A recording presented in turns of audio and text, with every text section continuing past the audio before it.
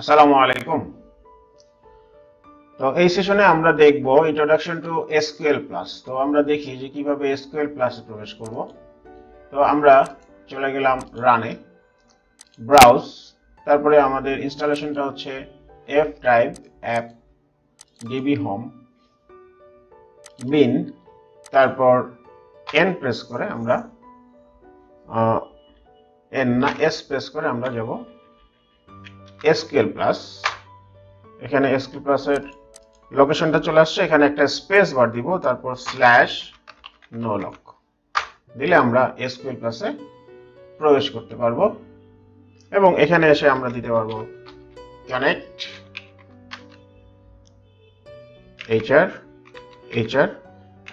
hr@orclpdb connected. তো এই হচ্ছে এসকিউএল প্লাস, এখানে আমরা যাবতীয় কোয়েরি গুলো লিখতে পারবো। তো এই ছিল আমাদের এখনকার সেশন, যেখানে আমরা দেখলাম এসকিউএল প্লাস। তো এই এসকিউএল প্লাসের ইচ্ছা করলে আমরা একটা ব্যাচ ফাইল তৈরি করে নিতে পারবো। তো ব্যাচ ফাইলটা তৈরি করব কিভাবে?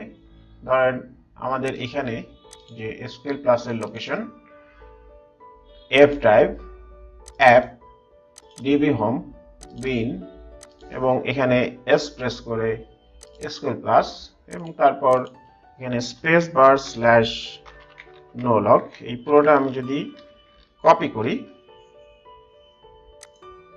কপি, তারপরে আমরা এখানে একটা যে কোনো টেক্সট ফাইল নিলাম, টেক্সট ডকুমেন্ট, এবং এখানে আমরা দিলাম এসকিউএল এবং এটার ব্যাট করে দিলাম।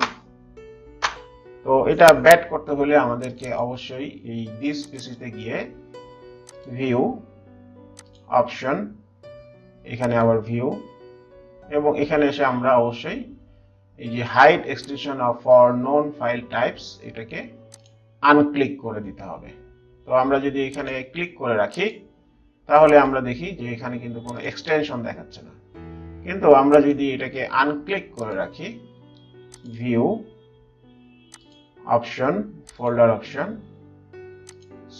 ভিউ এবং এখানে হাইড এক্সটেনশন, এটা যদি আনক্লিক করে অ্যাপ্লাই দিয়ে ওকে দিই, তারপরে যদি আমরা দেখি এখানে দেখেন এখানে একটা ব্যাট ফাইল দেখাচ্ছে। তার মানে আমরা এখানে একটা ফাইল ক্রিয়েট করব, ক্রিয়েট করার পর এখানে আমাদের এসকিউএল প্লাস এর লোকেশনটা এখানে দিয়ে দিয়ে আমরা এটাকে সেভ করে দিব। তাহলে আমরা এখানে ডাবল ক্লিক করে খুব সহজেই এসকিউএল প্লাসে প্রবেশ করতে পারবো। তো এই ছিল আমাদের এখনকার সেশন, যেখানে আমরা দেখলাম ইন্ট্রোডাকশন টু এসকিউএল প্লাস।